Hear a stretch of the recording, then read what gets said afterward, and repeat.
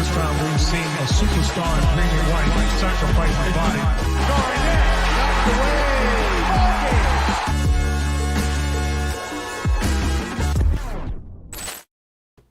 Welcome into another episode of First to the Floor. Ben Vallis here. Thank you for joining us. Hope you're doing well. Tonight, another edition of Celtics Face-Off, the first of this offseason. Plus, we've got the Schadenfreude report and a few spicy news tidbits to get to. Alongside me, it's one Wayne Spooney. Spooney, how you doing, sir? I'm all right, Ben. I helped my buddy move today. I'm just too old for that. Wow. Like carrying couches. I feel like I was in a fight. Brutal, man. But otherwise, Yeah, I'm great. yeah. You're a great friend, yeah. Yeah, better friend than I am to most of mine. We've also got the winner of round one of our Celtics Trivia Bonanza. It's Jake Eisenberg. Jake, how you doing, sir? What up? Yeah, no, I stopped asking people to help me move because then I have like the excuse to say, no, I'm not helping you. I'll never ask you to help me move. Don't worry. So that's where I'm at with moving. I've had a bad back since I was like 10, so we're not doing that. It's also a great way to get out of things. Like, sorry, I'm moving that weekend. I can't come to your 2-year-old's birthday party. All right, now a couple of things. So we've got trivia. Tuesday night, round 2 of our Celtics Trivia Bonanza with Greg and Will from Green with Envy. And before we get to the meat of this podcast, Celtics Face-Off, we do have some news, starting with a new signing of the Celtics. The Celtics sign this guy, DJ Steward, I guess a real steward of the game, to compete for a third two-way spot there on the Celtics, and I guess it's a training camp deal. Spooney, this is a Duke guy. He played for Philly in the Summer League, as Spooney looks nervous as I throw to him first for DJ Steward takes. What are your thoughts on this new gentleman that we've got on the team? So I would say, like, I don't watch a ton of college basketball, but I watch a decent amount. I feel like I missed DJ Steward existing. Bobby Manning's tweet was the first time that DJ Steward was introduced to me, although I will say from what I can see it looks like he shot it well in college and he shot it really well in summer league. So scoring guard, and you just might as well take a shot on somebody who can shoot threes, right? They might have a role in the league. I don't really understand a third guard as a two-way spot, though, which is kind of weird to me. But I don't think does he have it yet, or are they just bringing him in? No, he's competing for the third two-way slot. Yeah, so I'm shocked that Harry Giles has not got that slot yet. I'm wondering if he's like holding out for like a training camp invite that like has the potential to actually be a roster spot before he just accepts a situation where it will definitely be a two-way, because Tatum's just like the captain of the Harry Giles propaganda train every offseason, and the fact that it's not come through yet is very surprising. But yeah, look, I'm not going to pretend to have a lot of DJ Steward takes here. I'm also surprised that we're bringing in another 6'1" guard. Like, he kind of just sounds like Peyton Pritchard, but smaller and worse. Yeah. So, yeah, I don't know, maybe like Brad and the crew didn't love what they saw from JD Davison. I don't know, maybe they're thinking that like, do we want someone that we can actually see coming in and filling like a third guard role that, JD didn't really look particularly ready for after Summer League, as much as I was probably the captain of the JD Davison hype train going into Summer League. So maybe that's what they're thinking. Like, they want someone to, but if you have 3 of them, maybe one of them pops into like the guy that can turn into like the fourth guy that they're looking for. But other than that, I don't know. Brad finally, he went out. He loves his blondes. He's 6'7", 6'8", 6'9", guys. He's gone. He's gone for a redhead today. 6'1". It's like one of the shortest people he's brought into the Celtics organization, it feels like, since he's been running the show. Yeah, the only takeaway I've got is I listened to the Rights to the Ricky Sanchez podcast earlier, and they were annoyed that the Celtics had signed this guy, DJ Steward, who had performed quite well for them, the Sixers, in Summer League, and were annoyed at the fact that the Celtics continue to exhibit themselves to be a franchise who know what they're doing by signing guys who are playing well currently or have played well recently. So the fact that Sixers fans were frustrated by this signing, I think, is all I need from this personally. Yeah, and huge if nothing win. else, if nothing else comes of it, that's fine. All right. Anything else? That's great research. Great research from Ben. That's the podcast prep that we needed, and I cannot wait to go enjoy that. Yeah, well, I was also listening to prepare for this next segment, which we call the Schadenfreude report. Schadenfreude. The Sixers. Schadenfreude. The Lakers. Schadenfreude. The Heat. Schadenfreude. Milwaukee Bucks. Schadenfreude. Warriors. Schadenfreude. Jake, I'm going to throw to you as the inventor of the Schadenfreude report. Take it away, sir. I feel like I've given off the vibes that I'm like a little bit petty but I'm a good guy. But at the same time, there's nothing that brings me more joy than my enemies stumbling, failing, and this is perfect. Like, this is why the Schadenfreude report has been created, and it is due to the report that came out from Adrian Wojnarowski yesterday. Popped it up on the screen here if you're watching the YouTube. The 76ers have ended trade talks on James Harden and plan to bring him back to training camp for the start of the season. The Sixers had periodic offseason conversations with the Clippers, Harden's desired destination, but no traction on deal materialized. There's like another tweet from Woj that says like setting up for an uncomfortable training camp. Sam Amick on The Athletic reporting that basically Harden doesn't plan to report to training camp at this point, which is just beautiful. Like the last time that this happened, obviously, was the Ben Simmons situation. They were able to kind of flip Ben Simmons into James Harden and honestly absolutely nailed that trade. Like, as much as you could have gotten for Ben Simmons, I think worked out. This is a very different situation, hence why James Harden has not been traded yet. He's 34 years old, had another flame out in the playoffs. This is beautiful. Basically, the Sixers just had maybe their best season. Like, taking over the rights to Ricky Sanchez pod, they had convinced themselves that this team was different. Maxey, the Harden, Embiid Embiid was literally the MVP last year. James Harden was like in the tops of. Did he lead the league in assists last season? Like, he was pretty close. George Niang, they lose Jalen McDaniels for salary ducking purposes. They get poison pilled contracted by our good friend Danny Ainge. That's really the only good move that they've done this offseason. And it's like they kind of had to bring back Paul Reed. If they lost him, then they literally would have had Dwayne Dedmon. Montrezl Harrell's already done his ACL. Not that that's good or would have mattered, really. I think with or without ACL, Harrell's having the same impact on winning a title. They pretty much had their best case scenario last season. And now you go into next season with a James Harden that is infamous for wearing the fat suit to get out of Houston, had one of the most extraordinary performances against the Sacramento Kings when playing for the Nets to get himself out of Brooklyn. Like, this man has absolutely no shame and absolutely no self-awareness, in my opinion, to think that I'm in a contract year. I got to turn up. I got to play. I think he actually believes that if he gets to free agency after another tumultuous, malcontent season, that there's going to be a big contract waiting for him. And look, there might be a team that talks himself into like a 3 for 60 for James Harden, like, if he doesn't play that much. But this is a disaster. Like, that was a best case for them last year. The best case for them next year is a thinner roster. George Niang, he was actually good in that Celtics series, low key. They lose Niang. Jaylen Brown's leg as he fell into the bench. Smart man, yes. Elite role player. Respect the attempt. And now you lose these two guys. You bring in, is it not Malik Beasley? Who did they bring in for? Anthony Melton. They've got Melton still. They signed one person who's just escaping me right now. But Oh yeah, I don't know. But Embiid played 66 games last year. His career high is 68. Like, he basically maxed out his outcome last season by winning the MVP. And you know who doesn't really need an excuse to not go balls to the walls? Is Joel Embiid. James Harden comes in half-assing it.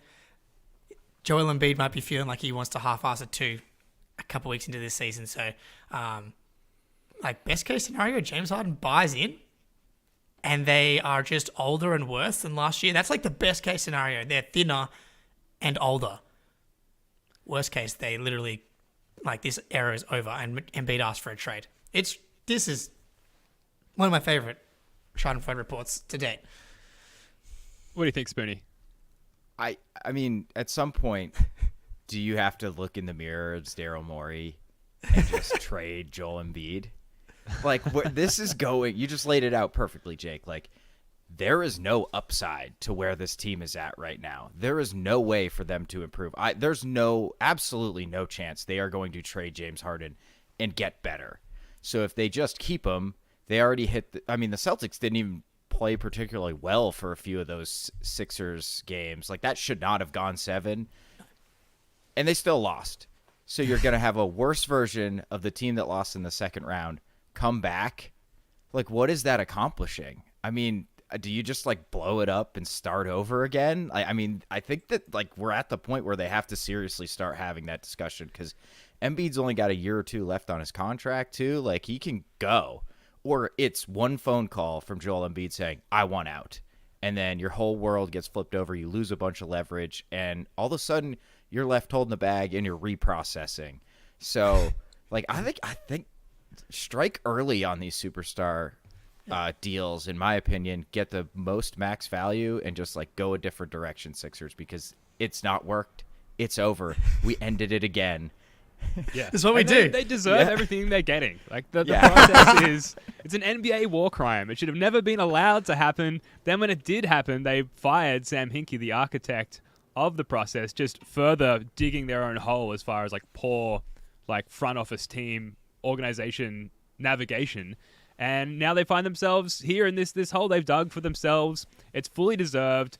From a Celtics fan perspective, obviously, you couldn't love anything more than this current situation. I do still think, like, as far as through the lens of the upcoming regular season, I would prefer Harden not on the team, because it is James Harden, and he is a threat on any given night. You know, we saw it in the playoffs, Game 1. He is a threat any given night to sink Game 4. Your team, sure.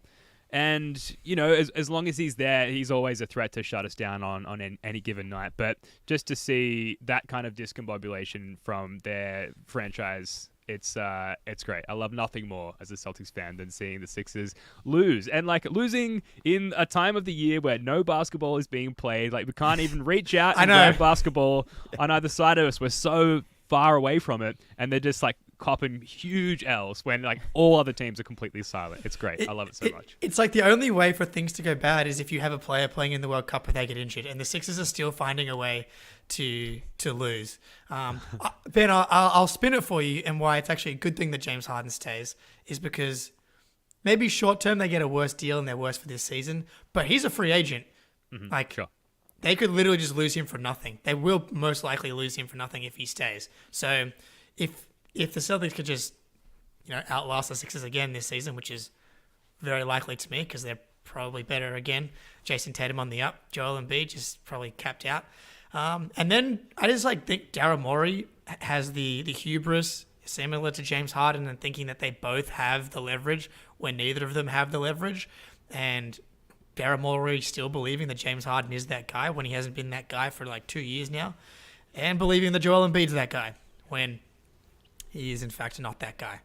So. Is there any better way to describe the state of these two franchises? Sixers fans are dealing with one of their stars asking out. We're talking about DJ Steward. Like, how different can you be?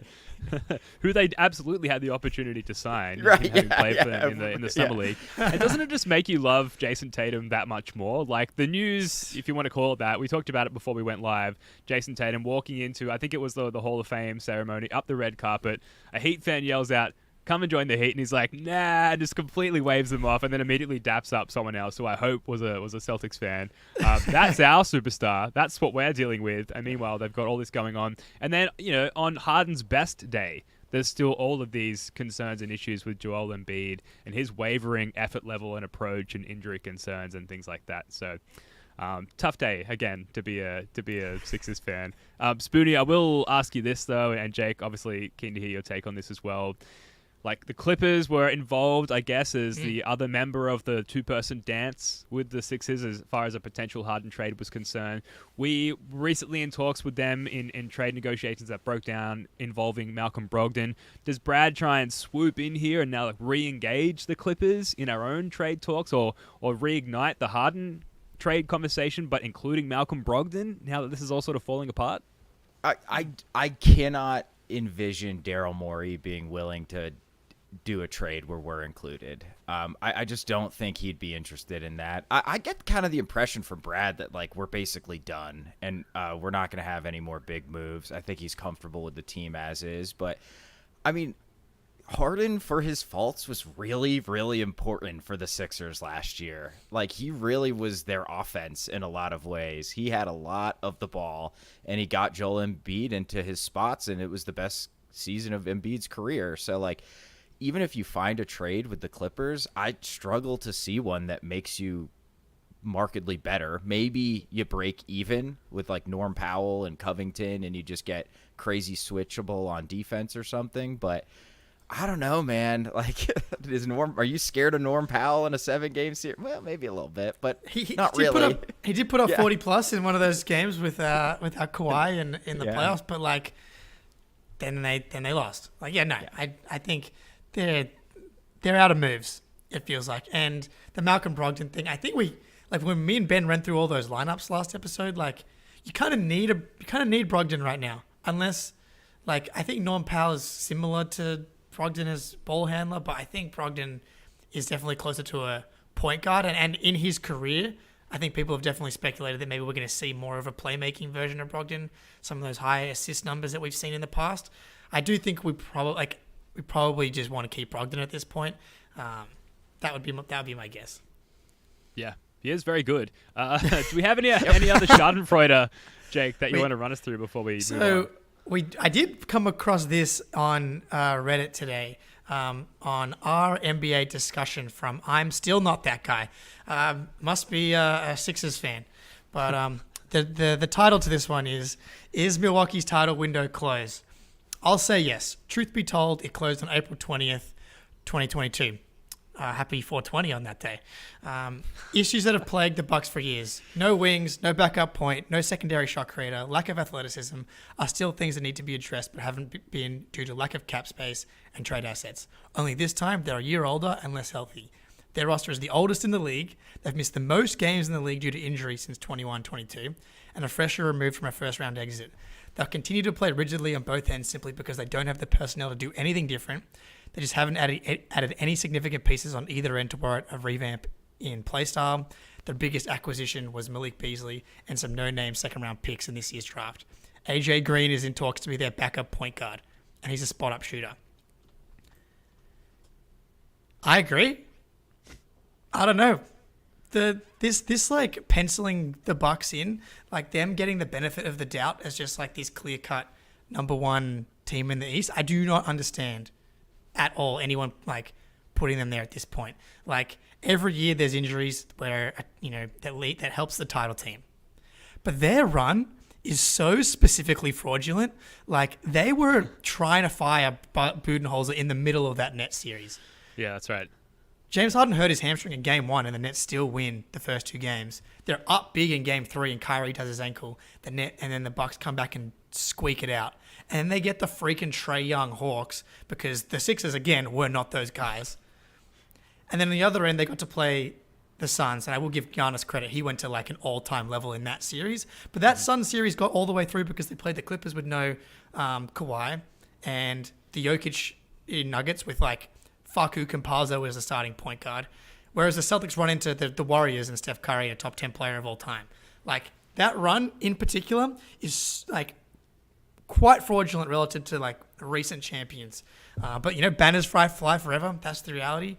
But the fact that they get still penciled into for me when they continue to get older or less athletic does not make any sense to me. I wonder what the narrative would be if Kevin Durant's shoe was like foot was like an inch smaller, because we would be looking at first round exit, because I think they got knocked out by the Heat in the first round in the bubble. Yep. Second round exit, first round exit, right? I think that's their last 4 if they don't win that title. Like, Giannis would be considered probably one of the biggest chokers of all time, but Durant's foot, the Brooklyn Nets just completely fell apart with injuries. Durant's foot's on the line. And then here we are. Like, it seems like every time people talk about the Bucks, it's just like hand waving their issues because they have Giannis. Like, oh, they have Giannis. It's fine. They'll be fine. they weren't fine this past year, and they had Giannis, and Middleton was back. Like, Middleton was supposed to be this panacea for all their ills that Giannis can't cover for, and like he doesn't really look like the same guy anymore either, especially on the defensive end. So, I mean, I just do not love having a team that is that incredibly old, and you're losing. Like, Javon Carter's like a nice young defensive piece who hits open threes. He's out the door. Malik Beasley can't guard anybody, and you already had trouble stopping like wings who can dribble.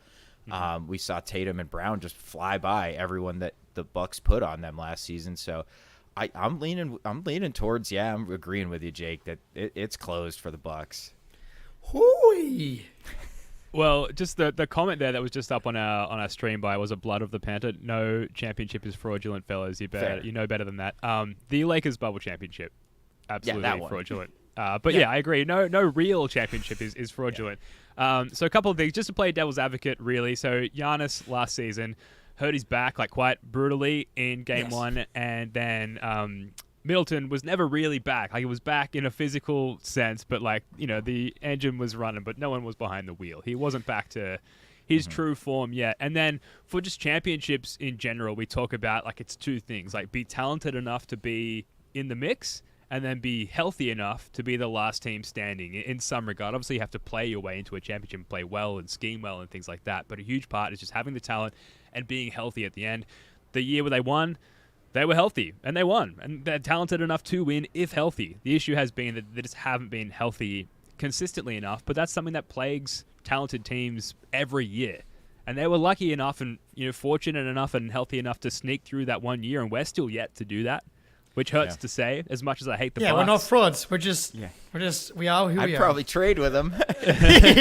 Give me the fraudulent championship every day of the week, please. Yeah, exactly. But, we can talk about it all day, and it's the offseason, and we have been doing that. We've been circling back on the same topics over and over again, but I feel really good about the Celtics roster and its diversity. And, like, if Zinger goes down, like, we're still kind of just the same team again, but without Marcus Smart, who proved themselves to be good in long stretches last year. So I think that we have more redundancies that that we can shine on through compared to teams like the Bucks, and that's what makes us a lot better than them. Hopefully, the depth is incomparable. Like we go 9 deep pretty comfortably with Pritchard being the 9th guy, and that's before we get to like O'Shea, Brissett, and Walsh. Blake and Cornette, obviously, all the big dogs. Obviously, Look, they still have Giannis, and look, if this is in the middle of the Schadenfreude report, maybe I'm like, look, they have Giannis, who is in the top tier of 3 players, in my opinion: Giannis, Jokic, and Steph Curry. And when you have one of those 3 guys, you have a chance to win a title, and your window is open. So I think maybe from that perspective, it's open just because of Giannis. New coach. Look, if you're a Bucks fan, you're like you're talking yourself right into it, right? But it's like, okay, are you gonna teach Brook Lopez how to switch? Are you gonna make Malik Beasley be able to guard big wings? Was the second surgery that Chris Middleton got in the off season, gonna make him better at defending than he was last year? Like, the reality is, when you get to the playoffs, you're like Budenholzer was scheming drop coverage only because he kind of had no choice. It's like, what are you going to do? Switch everything with Jay Crowder and Joe Ingles? No. Well, you can play Brook. They got to play Brook. He's like by far and away their like the second, third, or fourth best player. So it's like you take him off the court, and it's like Bobby Portis is your small ball 5 or switch lineup, and it's like, good luck with that, So the coach thing, you're 100% talking yourself into a revamp with play style, but like, I don't know what you're going to do. Also, am I crazy, but is the blueprint for defending Giannis in the playoffs not like just widely known at this point? Like, sag off, make him shoot, mid-range jumpers, collapse on him in the paint. Like, it's widely known at this point. And obviously he's an incredible dominant player, but I don't think he's unstoppable now, at least in terms of a playoff scheming perspective. No, and people like to talk about how the Celtics offense kind of crumbles, and we've talked about that as being like our number one issue to fix. The Bucks have been much worse in those moments. Like, their crunch time half-court offense has been a disaster through the entire Giannis era, except for that one run. And they have not been able to discover it. Like, the Celtics collapsed a couple of times against the Heat. The Bucks collapsed worst. At least the Celtics are willing to take shots. Giannis was just throwing the ball out of bounds into like the backcourt and stuff like that, being scared to get fouled. It was pretty wild. Yeah. All right, look, quick word from our sponsors, and then we're going to get to the meat of this podcast, Celtics Face-Off. The CLNS Media Network is powered by FanDuel. Sign up at FanDuel.com/Boston and get in on the action with $200 in bonus bets guaranteed.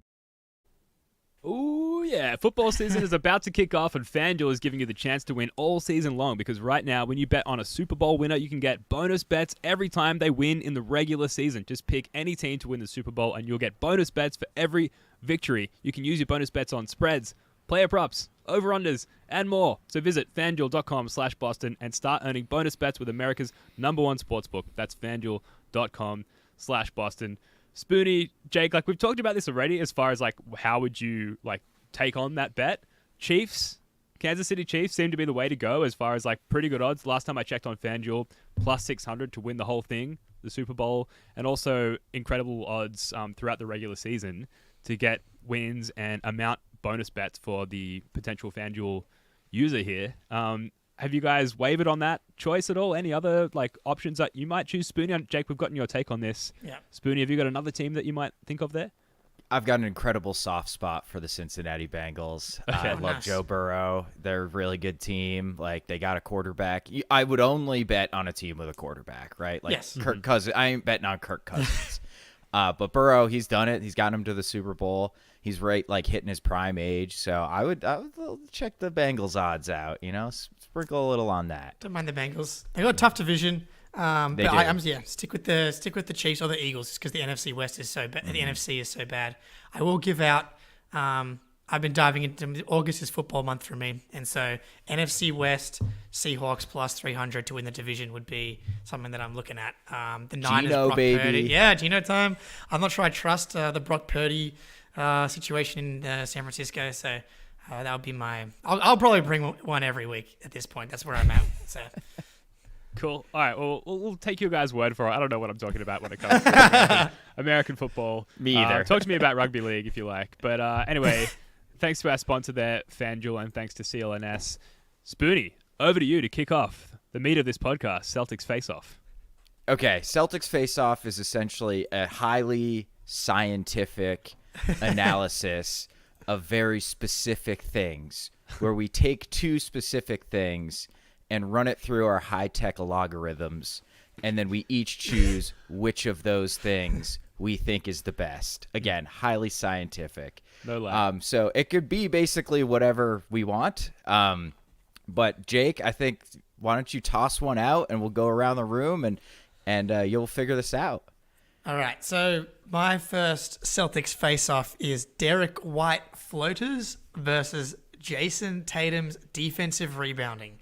So, yeah, I tried to think of two things that I think that like two guys are underrated at in like kind of like random skills. We'll start with Derek White floaters. We all know it. We all love it when we see it.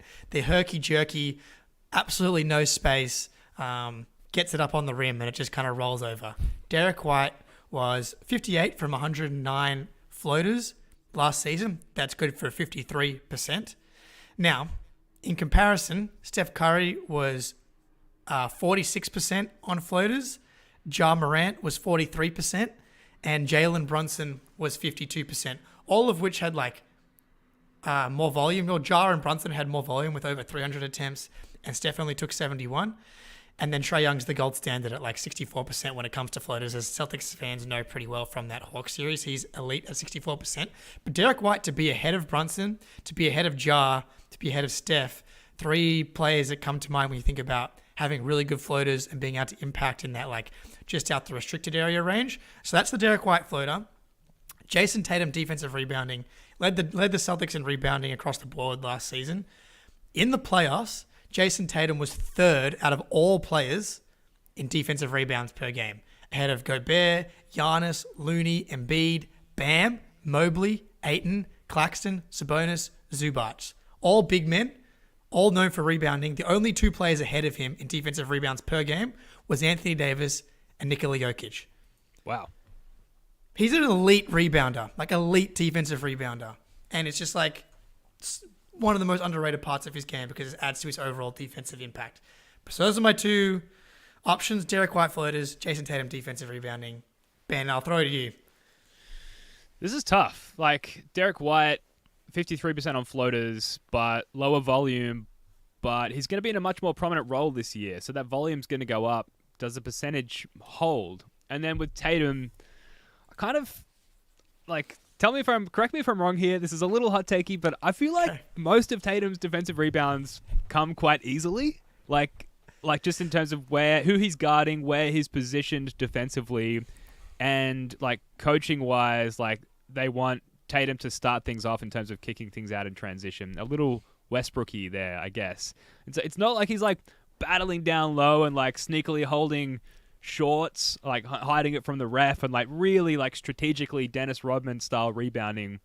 I don't know. Like, I don't want to take away. He's obviously a great rebounder, but like I think we can get by without that from Tatum. But next year, Derek White, starting point guard, less defensive attention on him, more focused on the Jays. We're going to need other scoring punches, and that floater going in at a regular clip, I think, is going to be more important for the Celtics. So I'm going to take Derek White's floater. Can I just counter that point before you go? Yeah, Speedy? I thought you might. Yeah. So this is specifically the playoffs, so not regular season. I think you're right. Okay. So I would argue how many of every player's rebounds are like relatively uncontested. Like how many of Jokic's defensive rebounds are relatively uncontested. Like if that's your job, that kind of is. I think part of the reason why the Celtics crater while he goes off the court in the playoffs is because they're missing that, and fucking PJ Tucker comes in and gets offensive rebounds. Good point. It's a hard choice. It's a hard choice. There's almost no right answer.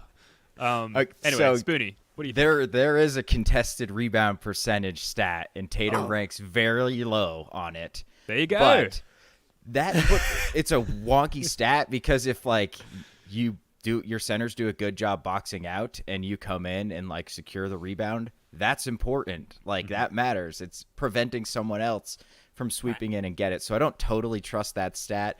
I think definitely in the regular season he is Westbrook. Yes. 6'9" Westbrook with the rebounds. But I think in the playoffs he was really battling on the glass big time. But being up there with the Currys and the Jaws and the Brunsons and efficiency on floaters, that's going to be an incredibly important shot for him because White, if there's a weakness in his game, it just doesn't quite have like the athletic pop to get all the way to the rim super often. So that floater is going to be huge for him. So I think I got to agree with you, Ben. I think it's got to be D. White's floater, but it's close. It's real close. I think that's the right answer. Yeah. But I'm Tatum rebound pilled at this point after this offseason. Yeah, so, I get that. All right, who am I? Do I go again now? Yeah, let's we're list here. Yeah, okay, all right, that's fine. No, it's Spoonie. Apologies, Yeah. it's your segment. How would you like to run it? Yeah, let Spoonie take the next draft pick. Here. Okay, Ben, how is yours? You've got two, right? I'm Yes. reading that correctly. All right, Yes. Ben, why don't you throw one out? Okay, so I've got Derek Or White's 2.5. Derek White's handoff proficiency / efficiency, or Porzingis's pick and roll defense. So Derek White on handoff plays, 98th percentile league wide. Derek White involved in handoff plays. I believe it's as the recipient of the ball on a handoff. But I could be interpreting that incorrectly. Regardless, 98th percentile, which is obviously very good. 59% score frequency on those plays. So we're scoring on those plays almost 60% of the time, which is huge. Obviously ranks very highly with an 81.7 effective field goal possession on Derek White handoffs. Elite. So that's one. Or Kristaps Porzingis' pick and roll defense, ranking in the 85th percentile. Opposition teams, opponents, if you will, only a 34.5% score frequency on plays where Kristaps Porzingis is defending the roll man and shooting just 38% effective field goal percentage on those plays defended by Kristaps Porzingis defending pick and roll. So both hugely effective on opposite ends of the court, both high in terms of necessity rankings for the Celtics' success going into next season. I'm kind of undecided, and I'm going to listen to you guys' thoughts on these, and hopefully that'll influence my decision. Spoonie, we'll go to you first. Sure. What are you facing off in favor of here? Okay, so I think handoffs are kind of important. Obviously, it's an important skill, but it's also just kind of like the cousin of the pick and roll. And I think if he was that ridiculously efficient on pick and roll possessions, I would think that would be an easy one.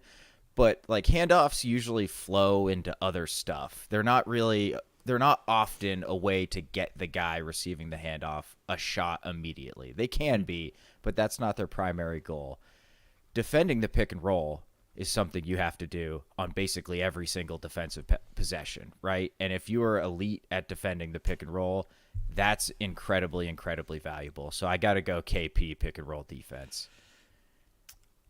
I can envision right now Derek White coming off, and I feel like this flows right into his floater. It's like him coming off these handoffs and getting downhill. Anytime he can get a little bit of space, he's just so effective in these positions. I want to see so many more handoffs in the Celtics offense. I feel like it just is just leaving food on the table when it comes to that part of the offense. I like the pick and roll defense. Like, I think something that Celtics fans it's so hard to defend pick and rolls. Like, the NBA is getting so good at it. Like the Hawks series, like trying to defend, the Embiid Harden pick and roll. It's just so difficult. And if you can have a guy that's elite at it, and NBA University posted this today, which I just pulled up. This is like 2023 rim protectors. The lower you are, the better you are percentage wise. And Porzingis is kind of like right in them, like towards the bottom with like Brook Lopez and Jaren Jackson, and that's exactly where you want him to be. So I think I have to go with Porzingis' pick and roll defense just because of how important it is in today's NBA, and something that like has been an issue for the Celtics in both of the last playoff runs. At times, like it's just always going to be a problem at times because the NBA's gotten these guys are so good at running these. But yeah, I like so exactly. So if you can have a guy that's elite at it, that's going to be so valuable. I think I agree. Yeah, and Al got killed defending a drop so many times in the playoffs. So to bring in someone who is just like, statistically so much better than him in those positions is very exciting. So I agree. Porzingis' pick and roll defense. Okay. Jake, are we over decided. to you? Spoony, we're over to you. Spoony, geez, man. But Spoony can't get his segment. He can't get a shot I can't help myself. Sorry, shut up. No, it's all good, dude. All right, so I've got head-to-head one skill. Derek White versus Malcolm Brogdon in playmaking. Now, hear me out. Okay. White averaged more assists, 3.9 to 3.7. Brogdon with way more potential assists, which is pass that leads directly to a shot. No dribbling. 7.5 to 6.5. Higher assist percentage at 22 to 19 roughly. Effectively, they're tied in assist points created. White, higher assist to pass ratio. And I believe a higher assist to turnover ratio, one of the highest in the league. So I think Brogdon was asked last year to have a lot more of the ball. So I think that tends to explain those potential assist numbers in a lot of ways where like he's just passing to people more because he's effectively running the offense when Jason Tatum sits. Whereas White was more of like the connector type, wasn't really the primary ball handler when he's out there, and he still averaged more assists. And then we saw when Smart was out and he did take over the lead role, he averaged like 8 assists a game for 2 weeks. So I'm sure I think I know where Jake is probably going on this one. So I'm going to agree with that. I'm going to go with Derek White, but Ben, do you disagree? Can you make the Malcolm Brogdon argument? Oh, I had the Derek White argument deployed and ready to go. I can't make the Malcolm Brogdon argument because when I close my eyes at night, I see him throwing the pick six to Maxey in the playoffs. And so I can't attribute playmaking to Malcolm Brogdon. I understand what you're saying as far as like his role was kind of dictated to him at the beginning of the season. It'll be interesting to see, with the subtraction of Smart and a huge amount of playmaking going out the door there. Smart obviously ranking tops in playmaking for the Celtics, last season at least. If that influences Malcolm Brogdon's approach and the coaching of Malcolm Brogdon, but with the data that we have and the visions I see in my dreams and my nightmares, I have to go with Derek White.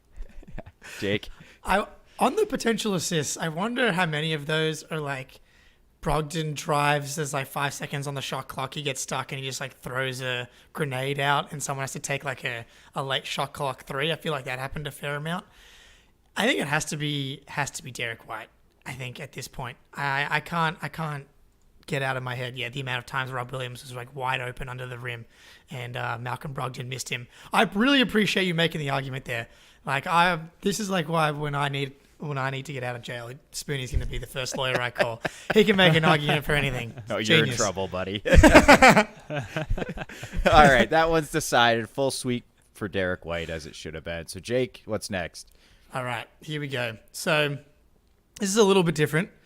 Al Horford's defense specifically on Joel Embiid or the Celtics shooting against the Milwaukee Bucks. I think Al Horford's been the Embiid stopper for years now. The fact that he left Philly and then came back multiple years older. The fact that he outlasted Embiid in these playoffs and made him look like just not even an all-NBA player. He disappeared in Game 7. Game 4, the one that the Celtics blew kind of at the end there, like Al Horford was blocking him over and over again. PJ Tucker had to scream in Embiid's face because he was going back into his shell thanks to Al Horford. Al Horford was elite against one of the premier scorers in the NBA. Again, on the other hand, Milwaukee Bucks, kind of our like main rival as far as getting to the finals. The last 17 games against the Bucks, the Celtics are shooting 40.3% from three. They cannot defend us.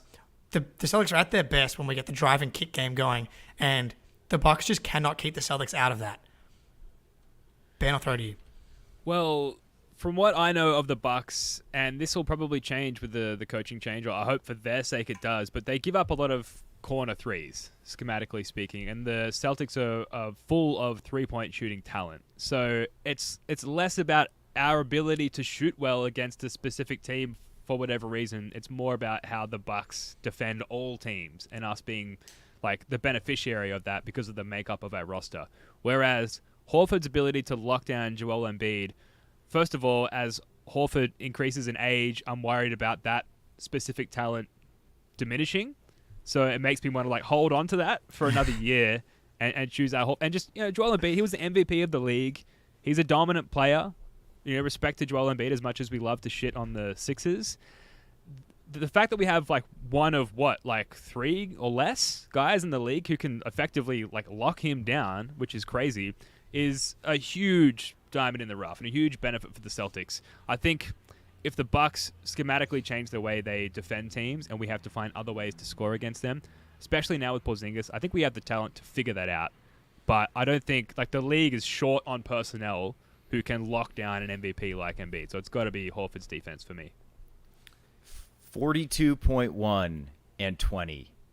Joel Embiid shot 42.1% from the field in the conference semifinals and 20% from three. Mainly because of that. That's insane. He won the MVP. Like that's absolutely absurd. He held the 42% from the floor. So I think like it's awesome how we light up Milwaukee, but it's got to be Big Al for me. Plus, and I'll cheat a little bit, how good he defends Embiid is also some of the reason he's so good at defending Giannis as well. So I got to go with Big Al. Damn it. I really wanted to make the argument for Milwaukee's shooting because nothing brings me more joy than watching the Celtics light the Bucks up from downtown. Think about Christmas this past season. Obviously, the game we won by like 40 points going into kind of the last few weeks of the season where everyone's like, the Celtics going to get the one seed. It's Celtics and Bucks at the top. Celtics slam that door closed. Obviously, we have Game 7 against the Bucks. I don't know. I'm not scared of the Sixers anymore. Anymore. Never was. And so, like, I'm not worried about them. And so, to me, I want to hold on to my weapon against, like, a more formidable foe. Okay. And so, like, the Jason Tatum 46-point game, I want to hold on to those special powers more so than I need Al Horford. So ability to guard Embiid, even though I'm like very confident that Al's going to have this ability come playoff time again next year if we run into the Sixers again. Because I think it's similar to what happens to us against the Heat. It's not just physical. There's a mental element too. And that's not going away for the big dog anytime soon. That's a very compelling argument, Jake. I like that one a lot. Yeah, like we need it against Milwaukee. Like Embiid's going to fall apart some way, somehow. Yeah. Yeah. All But right, it so sounds like Slate- we're go 2-1 ahead. in favor of here I go again. Sorry, Spoonie. All good. I was going to sum us up, but Ben, please take the floor. No, honestly, I need to learn. Shut up. Go for it. It's all good. Yeah, so slight edge to Big Al, but yeah, that was a very good argument, Jake. You got me teetering big time. All right, Ben, what's next? All right. Am I permitted to speak? Yes, you are. You may. All Wait, right. hold on. No, I'm kidding. Rob Williams' transition offense or Derek White's clutch scoring. So Rob Williams in transition ranked 100th percentile. You can't get any higher than that, folks. Just for all the math nerds out there. Scoring at an 88% frequency on transition plays where I sought clarity on this from YouTube before we went live. Rob Williams' transition offense, as far as like NBA stats and synergy is concerned, he has to be the play finisher for it to be aggregated in these rankings. So 100th percentile, 88% score frequency, 100% effective field goal percentage. Which, like, if you think about the way that Rob Williams finishes plays in transition, like you can picture it. This is dunks, 100% all day, every day. So very high efficiency on that particular form of offense for the Celtics, and therefore very important. Or Derek White's clutch scoring, which in the clutch, which is, I think, within 5 minutes and the score within 5-ish, a +10 net rating, 56.5% from 3 in clutch, and a 72% effective field goal percentage. So just like incredibly, incredibly impactful in clutch moments. So those two, I don't know, very important for the Celtics. I find it difficult to think of which one I would do away with. Spoonie, what do you think? Okay. Rob's transition stuff is awesome, but I feel like it's not unnecessary, but it's like not crucial. It's not critical just because Jalen and Tatum are both really good in transition as well. So it's like we have other weapons. We're terrible in the clutch. We're absolutely. I'm shocked Derek White's net rating is +10 in the clutch because I feel like everybody else's must be negative. So I think just from that sheer fact of like, we need people to be good in the clutch so very badly. Whereas like transition wise, like, well, if Rob's not out there, you can give it to Jaylen Brown, who's an absolute menace in transition. So I would take D White. D White's going to sweep every single one he's in, isn't he? But I'll take D White's clutch scoring. Yeah. But this has kind of been the story of the offseason, I feel like, has been, okay, we're giving the keys to Derek White here. And the more that we dive into a lot of this stuff, it's like, why was Derek White playing 28 minutes a game when he was kind of playing like a borderline all-star for the entire season and throughout the playoffs? Well, there was some sketchy moments for Derek White in the playoffs as well, but for the most part, he was elite all season long. And the more we look into stuff like this, it's like, well, our clutch scoring is an issue. Well, let's get rid of the guy that sometimes ends up taking the last shot because everybody shaded away from him, and make sure the guy that is shooting 50% from 3 is playing instead. So yeah, I will say though, Ben, like this transition stat from Rob, we were talking about the pace lineup last episode with like Pritchard and Jalen and O'Shea and I forget who else was in there, but we were kind of tossing up whether it would be Rob or Porzingis because, Rob's obviously getting up and down the court the fastest of all the big men, but Porzingis has the trailer threes. This kind of speaks to like Rob's ability to like juice the pace that we play with. And I think that he brings that. One of the Celtics, weaknesses or deficiencies is that when they do play slow, and that could also fix the clutch scoring as well. It's like, can we get into transition sometime outside of the first 3 quarters? Because that would be beautiful. Because I think that's a big part of the clutch scoring as well. But I think you just got to go with like these numbers are insane. Yeah, they both are really. 100% us for nuts too. Yeah. D White. Ben? Yep. Yeah. All right. I figured. All right. I'll move us on. Okay. So kind of a weird one because they're very different players, but Sam Hauser and versus Al Horford in perimeter defense. So I sometimes NBA.com's point per possession defensive numbers are a little wonky, but Hauser 54th percentile in points per possession in ISO, so pretty damn good, like above average or slightly above average defending isolations. Horford 39th percentile. Again, these are a little wonky. I think they both have some intangible aspects about their perimeter defense in that Horford's a center and he allows you to switch. Just being slightly below average in defending isolations as a center is incredibly valuable. And Hauser has, as we've deemed it, the house trap, where he just completely undermines people's offenses because they can't help but attack them. So, Ben, I'll throw it to you first. Who you got? I think I gotta go. I think I gotta go Hauser. I'm a huge fan of the house trap, and just his role in this upcoming season. Like, we've yet to see any sort of indication that we're pursuing any sort of defensive wing, and therefore we kind of need Hauser to possess some form of perimeter defense. I get what you're saying, with Horford, but we talked about, with Rob's transition skills, like it's less of a necessity, and I think that's my approach with choosing Hauser over Horford here. Yeah, I think when you look at next season, I do think the drop is going to be a massive part of what we're doing next season, and a lot of zone.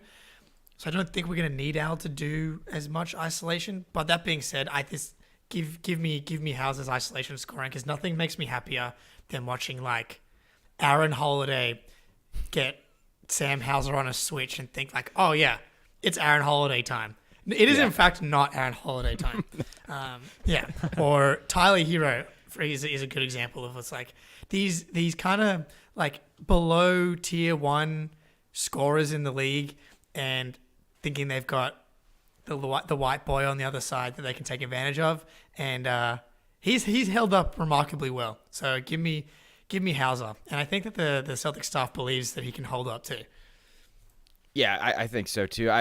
This is actually a pretty big drop off for Horford, who is well above average in isolation the last couple of years. So I think, Jake, you said it, we're going to be changing how we play defense, and I think Al's kind of lost half a step, sliding his feet out on the perimeter, and that, with including Porzingis, is big reasons why we're heading that direction. So yeah, I gotta go with Hauser, which is like this time last year, I never thought we'd be praising Hauser's defense as much as we have, but he was legitimately average, which is fantastic for him. Great. So yeah, big sweep for Sammy Hauser. Looks like Ben, you're next up, right? Jake, you just had the two. Yeah. I just had the two. So Ben, you're on the clock. This is like point one of a whole take here. So I'm a big dimensions guy, huge on the dimensions here on this podcast. Just very quickly, Derek White's skull, and I'll circle back on that, or Walshy's wingspan, and you can apply this to like your life as well as like just life within the Celtics sphere as well. So Derek White, hairline, struggling for years, notably. I think we all know the headband.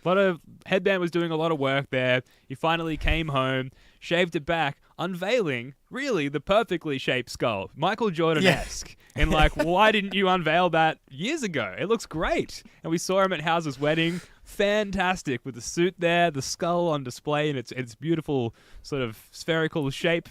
Outstanding. Walshy, the wingspan. And this is where and first of all, we're all going to lose our hair at some point, right? Like, mine's creeping back. It's going to go eventually. So to be blessed with a beautifully shaped skull is, obviously that's a huge benefit in life, because you can just shave it and keep on going with your life. Walshy's wingspan, obviously on the basketball court, hugely effective as well. But, you're on a ladder, you can't quite reach the gutter to clear it out. Suddenly you've got Walshy's 7'2" wingspan. No problem. Reaching the mugs at the top of the shelf there to get the clean, unused coffee mugs, maybe the special crockery. You've got some guests coming around. You've got Walshy's 7'2" wingspan. No problem at all. So both beneficial things to have on and off the basketball court. White's skull, Walshy's wingspan. Spoonie, what's your choice? This is a bloodbath. This is Battle of the Juggernauts. I think if I was 20, I would absolutely take Walshy's wingspan when I actually played basketball like fairly often, and it would be super helpful in that scenario. Now that I'm old and washed up, I don't know how much benefit I'm really getting out of the wingspan, although it would look I'm like 5'10", 5'11". It would look ridiculous if I had like a 7'3" wingspan. I could probably get a reach D3 over. role. Yeah, probably. Yeah, I still got eligibility, baby. But I think I got to go with Derek White's skull. I have a very bizarrely deformed skull. Like, luckily, I'm not losing my hair because I got like bumps and lumps and valleys and peaks on here. So give me the nice spherical dome of Derek White. Jake? Wow. This is amazing.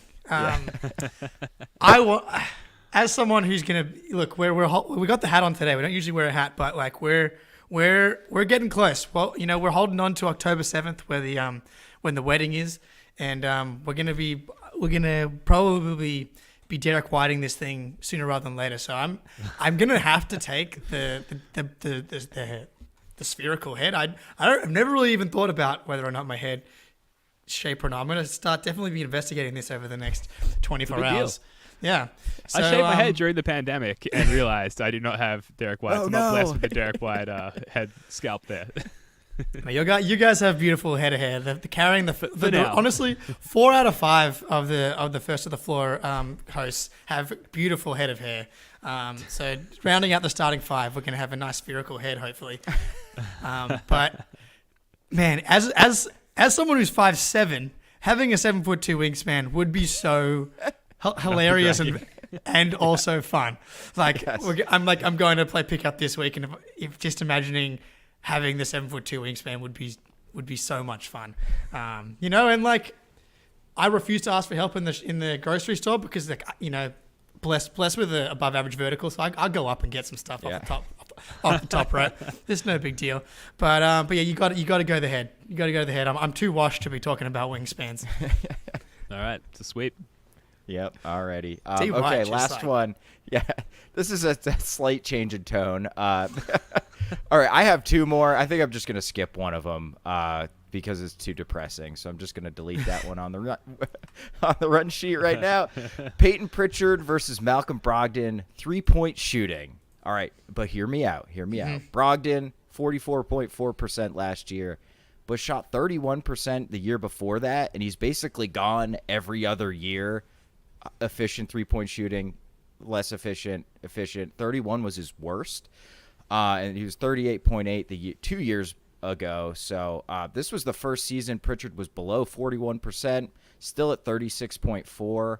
And it's basically because he couldn't make a corner 3, shot 30% on those, but 39 above the break. Pritchard got deeper range. I feel like he can really fire from deep and stretch out the defense. Brogdon shot 42% from the corners and 44% from above the break, which is and his catch and shoot and pull up were basically the same thing. They were both like 44%. So insane shooting season from Brogdon. But you could see, like, I'm afraid we might have some regression here because 44% is just absurd. Like, if he drops down to like 37%, like, that's going to ding his efficiency pretty severely. And Pritchard has just been basically an elite shooter since he stepped on to the NBA court. So, Jake, who you got? Yeah, I feel so confident in Pritchard shooting. Mm-hmm. I like since he's come in the league, and Brogdon was just it was like a dream run for him all the way up until the conference finals. Unfortunately, someone in here, Dave D, bad feeling about Malcolm Brogdon this year. Yeah, obviously the trade stuff, the forearm injury. It hasn't been like an awesome run of Malcolm Brogdon stuff since he got injured. Plenty of time, obviously, between that and the season starting. But yeah, I have a weird feeling about Brogdon too. Give me Pritchard. I think we probably are due for a Pritchard segment, maybe next week, because like he should play. Like right now, I have him as like pretty like much the third guard, the 9th, 8th man in the rotation.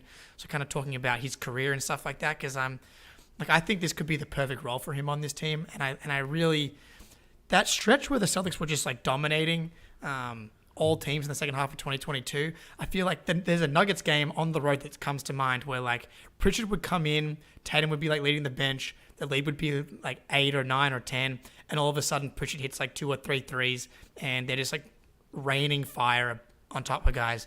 I like the way that he pushes the pace. Yeah, so obviously I've just gone on a Pritchard tangent non-shooting, but like I trust his shooting. I know from range his percentage was like really, really good last year. I really trust Pritchard's shooting.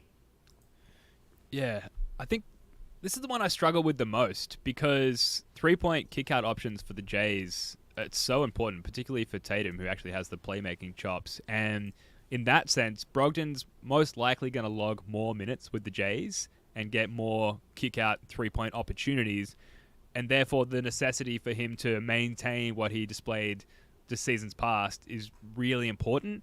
That said, I mean, also for Brogdon this year, it's probably the least defensive attention he's ever had in his career, so you could sort of correlate that with the uptick in 3-point shooting.